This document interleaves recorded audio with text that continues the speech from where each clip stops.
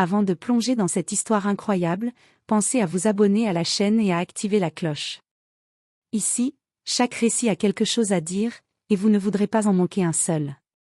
C'était un samedi soir d'automne, l'un de ces soirs où l'air est juste assez frais pour donner envie de se blottir sous un plaid, mais pas assez pour se priver d'un dîner sur la véranda. Dans la banlieue chic de Fairfield, Connecticut, les rues bordées d'érables flamboyants ressemblaient à une carte postale. Les feuilles rouges, orangées et dorées tapissaient les pelouses bien entretenues comme une offrande silencieuse à la saison. Les lampadaires projetaient une lumière douce sur les clôtures blanches, et l'on entendait au loin quelques rires d'enfants et le bruissement discret d'un monde bien rangé. Au bout d'une allée pavée bordée de buissons taillés avec rigueur, trônait la grande maison blanche de style colonial appartenant à Michael et Sarah Bennett. Avec ses volets bleu-gris, sa porte d'entrée encadrée de colonnes et ses lanternes suspendues, elle respirait la stabilité, la réussite, et ce sentiment rassurant d'appartenir à la classe moyenne supérieure américaine. Ce soir-là, on fêtait leurs 5 ans de mariage, une étape que Michael avait tenu à marquer. Il avait tout organisé, traiteur, décoration florale, champagne français, playlist nostalgique et même un coin photo avec guirlandes lumineuses. L'idée n'était pas de faire grandiose, mais de montrer que leur couple résistait au temps malgré les tensions récentes qu'il feignait d'ignorer.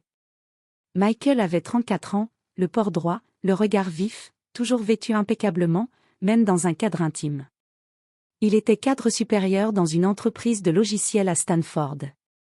C'était un homme méthodique, cérébral, ambitieux, parfois trop silencieux. Il avait cette manière de sourire sans vraiment rire, comme s'il pesait toujours ses émotions. Sarah, 32 ans, était l'opposé, enseignante de littérature, passionnée, expressive, chaleureuse. Elle portait ce soir-là une robe bleu nuit qui mettait en valeur ses boucles brunes et ses yeux noisettes. Elle s'était assurée que tout soit parfait, du centre de table aux petites attentions pour chaque invité. Malgré son sourire, ses yeux trahissaient une fatigue. Une tension sourde, contenue. Elle aussi jouait un rôle. Au milieu des discussions et des verres qui s'entrechoquaient, une petite tornade de bonheur virevoltait. Lily Grace Bennett, 4 ans, incarnait la vie, l'innocence, l'espoir. Elle courait entre les invités avec son lapin en peluche contre le cœur, lançant des éclats de rire qui allégeaient l'atmosphère. Elle ressemblait à Sarah, du moins c'est ce que disaient la plupart. Yeux verts, cheveux bouclés, peau claire.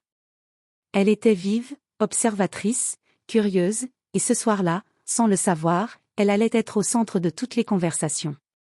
Autour de la grande table ovale en bois de chêne, magnifiquement dressée avec des assiettes en porcelaine crème et des serviettes brodées, les proches étaient rassemblés. Rebecca Bennett, la mère de Michael, était assise près de Lily. Femme de 62 ans, artiste peintre ayant exposé dans de petites galeries à New York, elle portait ce mélange rare de grâce et d'autorité silencieuse. Depuis la mort de son mari 6 ans plus tôt, elle s'était réfugiée dans l'art et les silences.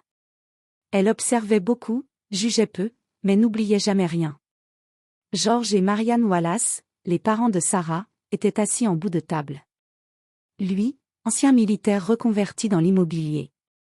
Elle, femme au foyer strict et perfectionniste. Ils avaient toujours eu du mal à accepter Michael, trop réservé, pas assez démonstratif, pas assez, à leur goût.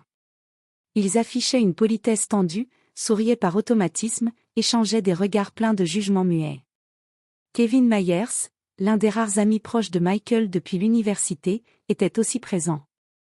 Grand, bruyant, amateur de bière artisanale et de blagues douteuses, il avait ce talent gênant de lire les failles et de les souligner sous couvert d'humour. Il s'était déjà resservi 2 fois du bourbon du bar. La soirée était animée, les conversations allaient bon train. On riait des souvenirs d'université, on évoquait les projets à venir, on complimentait la décoration. On parlait des écoles primaires dans le quartier, des taux d'intérêt immobiliers, et de la dernière série en vogue sur Netflix. L'ambiance était presque parfaite. Mais sous les rires, quelque chose grondait. Une tension imperceptible. Des regards furtifs entre Michael et Sarah. Des soupirs de Marianne. Des sous-entendus dans les remarques de Kevin. Rebecca, elle, ressentait tout cela avec une acuité de peintre. Les couleurs avaient beau être belles en surface, elle voyait déjà les ombres. Et puis arriva le dessert, ce moment où les langues se délient, où le sucre relâche les retenues. C'est là que tout allait basculer. Kevin leva son verre de vin rouge, les joues déjà empourprées par l'alcool, et lança d'un ton moqueur, un brin provocateur. Michael, mec, t'as remarqué que Lily a les yeux verts et les cheveux bouclés? C'est pas vraiment ton portrait craché, hein? Il ponctua sa remarque d'un rire gras, satisfait de lui-même, comme s'il venait de livrer une vérité hilarante. Le silence dura une demi-seconde. Puis quelques rires timides s'élevèrent autour de la table. Des rires nerveux. De ceux qu'on lâche sans en penser un mot, juste pour ne pas paraître coincé. Sarah blêmit instantanément. Son sourire s'effaça comme soufflé par le vent. Elle s'agrippa au rebord de la table, les jointures des doigts blanchies par la pression. Michael esquissa un sourire contraint, plus proche d'un rictus. Il regarda rapidement sa femme, puis détourna les yeux. Il semblait désorienté, comme s'il venait de recevoir une claque invisible. C'est alors qu'une voix féminine, un peu trop enjouée, ajouta. Elle a peut-être pris ça du facteur, hein? C'était Courtney, la cousine de Sarah, une habituée des blagues douteuses en fin de soirée. Elle s'imagina sûrement amusante. Mais cette fois, son rire tomba à plat. Personne ne suivit. Sarah baissa les yeux, puis serra les poings sous la table. Ses ongles s'enfoncèrent dans la paume de sa main. Son corps était figé, seul son souffle trahissait sa colère. Ses yeux brillèrent, non de honte, mais d'un mélange explosif de rage contenue et de douleur. On venait d'insulter son intégrité. Sa maternité. Sa fille. Rebecca, qui jusqu'ici était restée en retrait, leva lentement les yeux. Son regard passa de Michael à Sarah, puis s'arrêta sur Lily, assise entre deux chaises, occupée à dessiner sur une serviette en papier avec un crayon qu'un invité lui avait donné. Mais Lily avait levé la tête. Elle avait senti le changement. Les enfants ont ce sixième sens que les adultes oublient. Son sourire s'était éteint. Elle regardait fixement les visages autour de la table, comme si elle cherchait des repères. Comme si elle savait que, sans comprendre les mots, elle était le sujet. Rebecca sentit une brûlure lui remonter du ventre. Cet enfant était son sang. Sa petite fille. Et ce qu'elle voyait là, ce n'était pas une maladresse. C'était une attaque. Un jugement lancé sans conscience, mais qui creusait des fissures profondes dans le cœur d'un foyer. Alors, elle se leva. D'un mouvement lent, contenu, presque cérémoniel. Le grincement de sa chaise sur le parquet suffit à faire taire les rires. Tous les regards se tournèrent vers elle. Rebecca traversa la pièce sans un mot, digne, comme une reine blessée mais encore souveraine. Elle alla jusqu'au canapé, où reposait son sac en cuir vieilli. Elle fouilla calmement à l'intérieur, comme si le temps lui appartenait, et en sortit une enveloppe Kraft, épaisse, légèrement froissée. Elle la tint contre sa poitrine, comme un talisman, une relique. Puis elle revint vers la table. Ses pas étaient lents, ses yeux clairs brûlaient d'une intensité calme, mais redoutable. Elle s'arrêta devant son fils. Sans le regarder, elle posa l'enveloppe devant lui. La pièce était silencieuse. Seul le tic-tac de l'horloge murale résonnait, cruel et solennel. Michael. Ouvre. Michael fronça les sourcils. Il n'osait pas parler. Le ton de sa mère était sans appel. Il tendit la main vers l'enveloppe, hésita un instant. Il jeta un coup d'œil à Sarah, puis à Lily. Puis il déchira doucement le haut de l'enveloppe. À l'intérieur de l'enveloppe, un test ADN, plié avec soin, glissé dans une pochette transparente. Signé, certifié, tamponné par un laboratoire indépendant basé à New Haven. Les mots étaient techniques, cliniques, froids. Mais ce qu'ils renfermaient, c'était une réponse incandescente à une question qui, en secret, avait rongé Michael pendant des mois. C'était Rebecca qui avait pris l'initiative. 2 mois plus tôt, elle avait surpris une faille dans la voix de son fils, une hésitation en parlant de Lily, un malaise presque imperceptible, mais pour une mère, rien ne passe inaperçu. Alors, un soir, dans le silence de son atelier, elle l'avait confronté. « Dis-moi ce que tu n'oses pas dire, Michael. » « Je le sens. » Et il avait craqué. D'un seul coup. Il lui avait parlé de ses doutes, de ses commentaires qu'il avait déjà entendus à demi-mot. Des regards, des comparaisons. Du fait que Lily avait les yeux de Sarah, les cheveux d'un inconnu, et pas le moindre trait de lui. Il se sentait coupable de douter, mais il n'arrivait plus à l'ignorer. Rebecca avait posé la main sur celle de son fils. Alors nous allons chercher la vérité. Mais avec dignité. Et en silence. Tu ne briseras pas ton foyer à cause d'un soupçon. Pas tant qu'on n'aura pas la certitude. Elle avait tout organisé, la procédure, les prélèvements, l'anonymat. Une opération chirurgicale de vérité, menée avec le calme d'une femme qui en avait vu d'autres. Et ce soir-là, dans ce salon chaleureux devenu champ de bataille, la vérité s'étalait noir sur blanc. Michael parcourut les lignes en silence. Chaque mot semblait l'arracher à un gouffre. Puis son visage s'effondra. Son menton trembla. Ses épaules s'affaissèrent. Des larmes montèrent à ses yeux, lentes, chaudes, douloureuses. Il lut à voix basse, la gorge nouée. Je suis son père. À 99,999%. Un frisson collectif parcourut la pièce. Certains retinrent leur souffle. D'autres baissèrent les yeux. Sarah resta immobile quelques secondes. Puis un sanglot sec traversa son corps, comme une vague qu'elle ne pouvait plus contenir.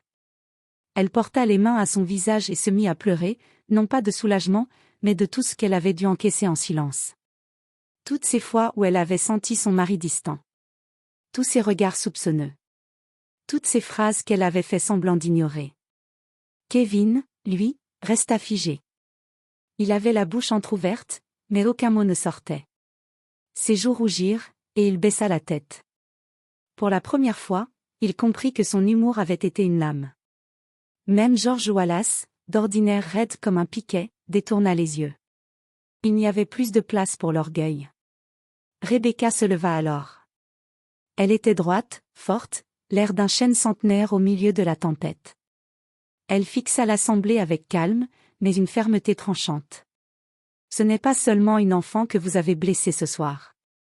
C'est une mère. Un couple. Une famille. Sa voix ne tremblait pas. Elle parlait avec une lenteur grave, qui donnait à chaque mot le poids d'une vérité. Vos blagues. Vos soupçons. Vos insinuations. Tout ça pourquoi? Pour rire? Et si Sarah était restée seule avec ce poison?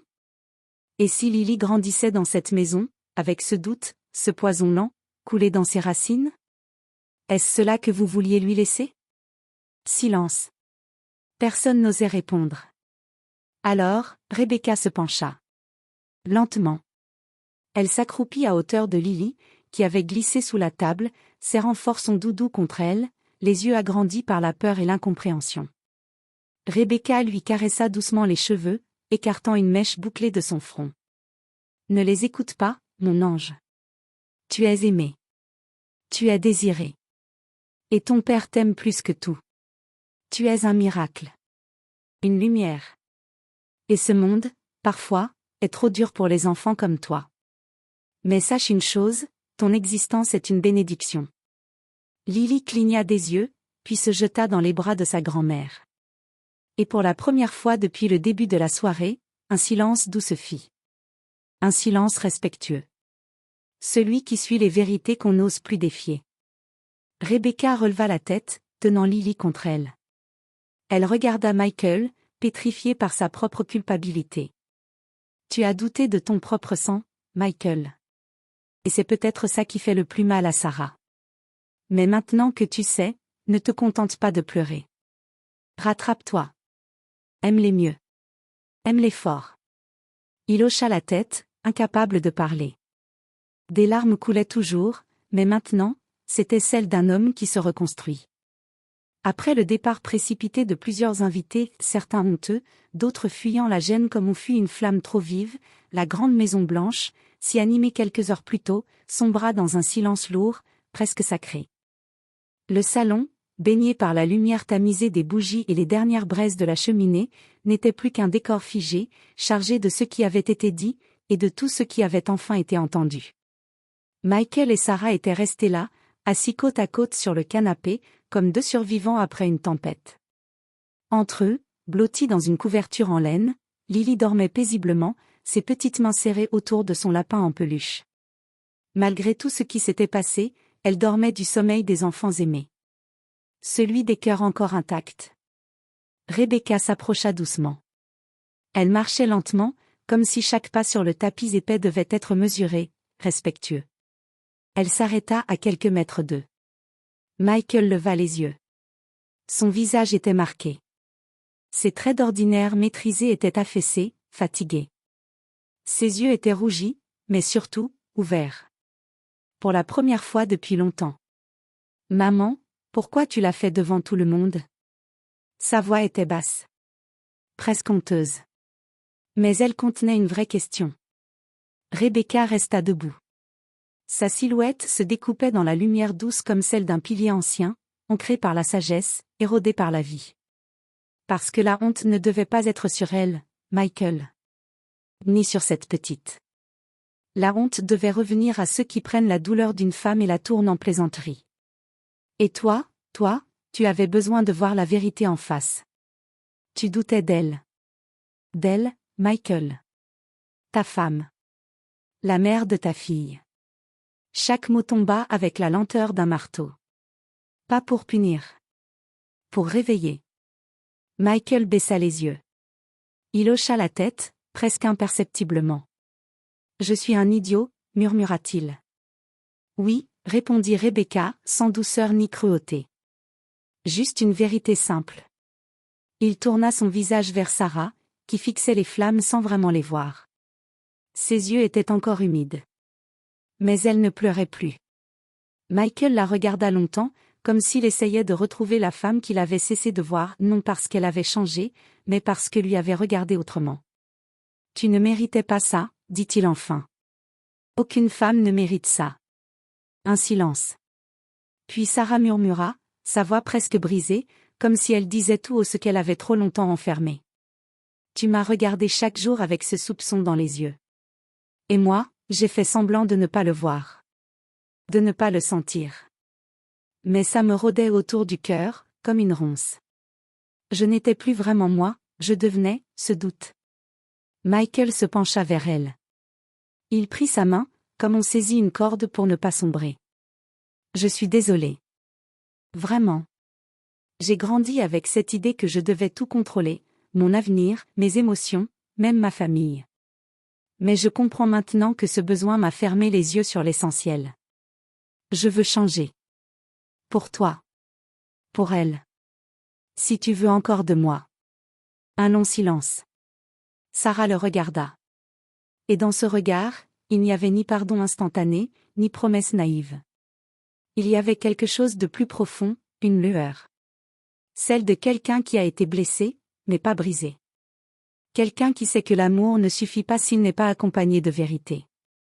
Elle ne dit rien. Mais elle serra sa main en retour. Fort. Vraiment fort. Et ce geste, dans sa simplicité, était une porte entr'ouverte. Rebecca détourna alors les yeux. Elle avait vu assez. Elle voulait leur laisser ce moment, ce fragile recommencement. Elle s'éloigna et marcha vers le coin du salon, près de la baie vitrée. Là, posée contre le mur, une toile blanche attendait. Un chevalet l'attendait aussi, vide, silencieux, comme prêt à accueillir le reflet d'une vérité neuve. Rebecca posa doucement son sac au sol. Elle l'ouvrit et en sortit un pinceau, puis un petit pot de peinture au reflet doré. Elle regarda la toile.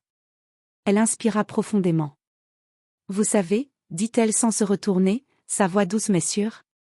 Je peins toujours après une tempête. » Elle s'approcha du chevalet, y plaça la toile, trempa son pinceau dans l'or pâle et traça la première ligne. « Ce soir, ce sera un portrait. Celui de Lily. Avec la lumière qu'elle porte. Et que personne, ne pourra plus jamais éteindre. » Un an plus tard, la famille Bennett n'était plus la même. Elle n'était pas devenue parfaite mais elle était plus solide, plus sincère, plus vivante. Les fissures, longtemps ignorées, avaient été exposées à la lumière. Et sous cette lumière, au lieu de se désintégrer, le foyer avait tenu bon. Mieux encore, il avait été reconstruit, brique après brique, mot après mot. Michael, désormais âgé de 35 ans, avait fait un choix courageux, il avait commencé une thérapie, chose qu'il n'aurait jamais envisagée auparavant. Il n'était plus cet homme raide, crispé par la peur de mal faire. Il avait appris à écouter, à nommer ses émotions, à reconnaître ses erreurs sans se dissoudre dans la honte. Parfois, lors de leur balade du dimanche, il s'arrêtait et disait simplement à Sarah: « Merci de ne pas m'avoir quitté quand j'étais encore aveugle. » Et elle lui souriait. Un vrai sourire. Un sourire guéri. Sarah, elle, avait transformé sa douleur en parole. Un mois après, la soirée de l'enveloppe, comme elle l'appelait, elle avait couché ses pensées dans un texte brut, sans filtre. Un cri, une confession, un manifeste. Elle l'avait intitulé « Quand les soupçons tuent l'amour ». Publié dans un journal local, l'article avait touché des centaines de lectrices et lecteurs. On lui avait écrit, on l'avait invitée à des conférences. Elle, la femme qui avait été silencieusement jugée, était devenue une voix forte et entendue. Et dans cette lumière nouvelle, elle se tenait droite, non pas en victime, mais en femme debout. Lily, quant à elle, avait grandi. Elle avait maintenant 5 ans, et entrait fièrement en maternelle avec son petit sac à dos en forme de papillon. Elle aimait les livres, les puzzles, les cookies au chocolat, et par-dessus tout, elle aimait dessiner des soleils partout. Quand sa maîtresse lui avait demandé ce qu'elle voulait devenir plus tard, elle avait répondu sans hésiter: une étoile. Comme dans le tableau de mamie. Et c'est là que la magie prenait racine. Parce que dans l'atelier de Rebecca, au fond du jardin, entre les toiles abstraites, les portraits de rue et les aquarelles de saison, une œuvre trônait seule sur un chevalet, protégée par un voile blanc. C'était le tableau qu'elle avait commencé ce soir-là, dans le silence qui suit la vérité. Elle ne l'avait jamais mis en vente. Elle refusait qu'il quitte cet espace. Car pour elle, ce n'était pas une peinture. C'était un témoignage. Une mémoire. Une offrande. Sur la toile. Une petite fille aux cheveux bouclés, debout au centre d'un cercle d'adultes figés. Certains la regardaient avec doute, d'autres avec tendresse, d'autres encore avec gêne. Mais elle levait la main, paume ouverte vers le ciel, dans un geste de paix et de puissance. De sa main jaillissait une lumière dorée, éclatante, qui formait autour d'elle une auréole protectrice, comme un bouclier vivant. On y lisait dans cette lumière le courage d'être, même quand on vous questionne, l'innocence indestructible, l'amour pur qui ne réclame rien. Et en bas, peint d'un rouge profond, vif, presque sans, un seul mot. Vérité. Rebecca recevait souvent des visiteurs dans son atelier. Des collectionneurs, des curieux, des étudiants. Beaucoup s'arrêtaient devant cette toile, hypnotisés. Certains demandaient: qui est cet enfant? Est-ce une scène religieuse? Quelle est la symbolique du cercle? Rebecca souriait, sans jamais tout expliquer. Elle se contentait de dire: c'est une enfant qu'on a voulu faire douter d'elle-même. Mais la vérité la protégeait. Et puis, elle les laissait face à l'œuvre. Car certaines vérités n'ont pas besoin d'être racontées, seulement vécues et regardées.